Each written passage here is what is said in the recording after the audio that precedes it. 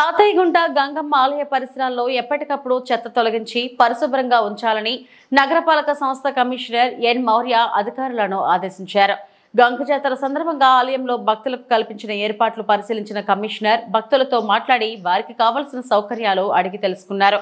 ఈ సందర్భంగా కమిషనర్ మాట్లాడుతూ జాతరకు వచ్చే భక్తులకు ఎటువంటి ఇబ్బందులు లేకుండా తగు జాగ్రత్తలు చేపట్టాలని అన్నారు. ఆలయంతో పాటు పరిసర ప్రాంతాల్లో ఎప్పటికప్పుడు చెత్త తొలగించి పరిశుభ్రంగా ఉంచాలని ఆరోగ్య శాఖ అధికారులను ఆదేశించారు.